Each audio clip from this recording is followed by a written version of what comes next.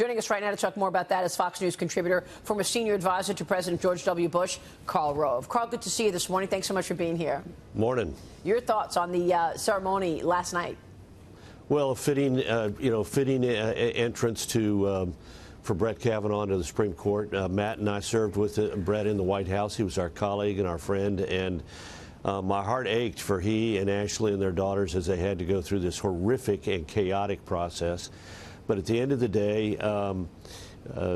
it came out the right way, and he will serve with distinction and honor, and we will look back in the years ahead at his service and find a huge disagreement between the reality of his service and all of those ugly things that were said about him by Democrats on Friday night and Saturday morning as they lectured us about this nomination.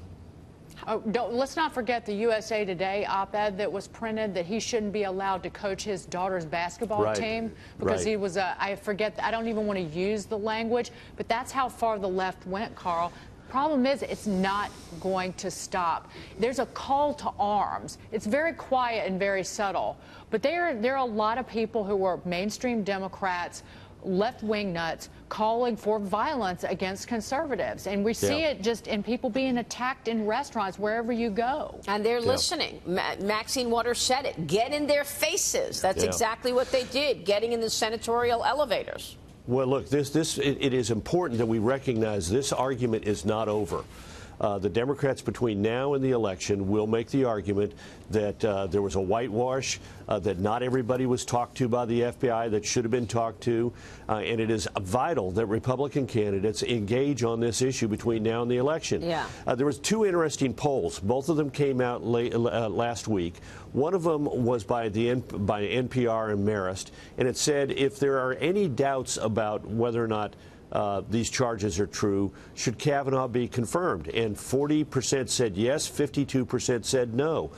Then the Harvard-Harris poll said if the FBI conducts an investigation and finds no corroboration, should Kavanaugh be confirmed? And it was 60 yes, 40 no, including 58% of independents saying yes and 40% of Democrats saying yes. So the Republicans have got to go out there and make the case that this was a chaotic, inappropriate, nasty process. But at the end of the day, the FBI looked into these charges, interviewed all the people that were raised by Dr. Ford as witnesses, all of the people who were suggested by Deborah Ramirez, plus others, and found no corroboration for these charges. And fundamental fairness in our society dictates that we have to take that into consideration. And God bless the Senate and Susan Collins for doing so. And yet the extreme left somehow, I don't know why, but they think everyone agrees with them. How about this Google executive slamming Republicans in a Twitter rant? How about those signs in front of the U.S. Supreme Court calling Brett Kavanaugh a gang rapist? That was so over the top. It was so over the top, and that was, of course, from Julie Swetnick, where she kept changing her story, Michael Avenatti's client. But I mean, she went to 10 parties. She went to 10 gang rape parties and never mentioned it to anybody. She kept going back, and she was older than him. By the way, the Twitter rant that I refer to, he deleted the tweet, but this is a senior guy at Google. Okay, Karl, here's what he writes. You are finished, GOP. You polished the final nail for your own coffins. F you all to hell. I hope the last images burned into your slimy, evil, treasonous retinas are millions of women laughing and clapping and celebrating as your souls descend into flames. This is from David Hogue, a senior executive at Google. Exactly. Now, let's have a thought experiment. What if, rather than Republicans, he had been saying that about Democrats? What would Silicon Valley be saying today? Let me tell you. Another one of our colleagues, Joel Kaplan, is an executive with Facebook in Washington, D.C., and he attended some of the events in support of Brett Kavanaugh and was forced to go almost like it was a Maoist hearing in front of a Facebook open town hall meeting in order to apologize for having been supportive of his friend. What if he had been a Democrat and had been at a Democrat confirmation hearing and then had been supportive of a Democratic nominee? Would he have been subjected to the same semi-Maoist treatment that Silicon Valley treats conservatives? And you can go over and over with that. analogy. Look on. at the head that other maniac was holding. The bloodied head. I mean, there are so many things that they have done that you can say, well, what if the left said that? I mean, what about the attacks Lindsey Graham got? I won't even go there. Well, Carl, let me jump in here real fast. Here's the good news. Both in the room last night with a lot of your friends, there is a lot of healing that has gone in the Republican Party, in the conservative movement, with Trump supporters as well, which are three a bit distinct groups.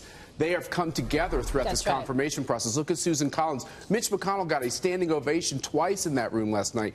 Republicans realize the battle, and the battle is against those extremists who are crawling on top of the Supreme Court on those statues and trying to get into the doors. I mean, this is something we've not seen. And for the Republicans, this is one positive that really came out of this. Even the Never-Trumpers have come together with this president to say we are on the same team here. But they have to keep the argument up between now and the election. It can't be carried by the president principally or alone. It has to be carried by individual candidates saying, I believe in fundamental fairness. This was an ugly process, and at the end of the day, the FBI looked into reopened its investigation. After 7 previous investigations of Brett Kavanaugh, they reopened it, interviewed all the witnesses that were suggested by Dr. Ford, interviewed all the witnesses suggested by Deborah Ramirez, and found not one single bit of confirmation. Look, before you go, I got to get your take on Rosenstein.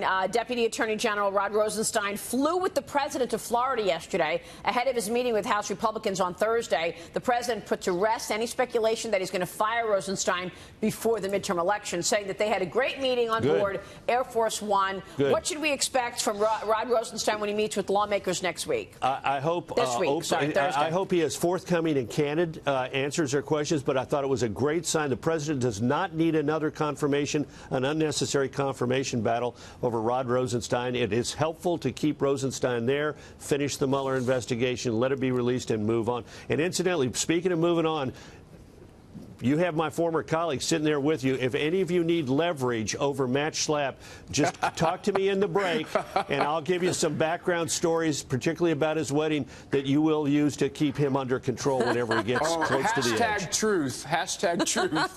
No, we know who to call to keep him under control. Exactly. Yeah, and her name is Mercedes. I'm your man. Mercedes, too, but I'm your man. Carl, thank you. Good to see you, sir. Karl Rove joining us there.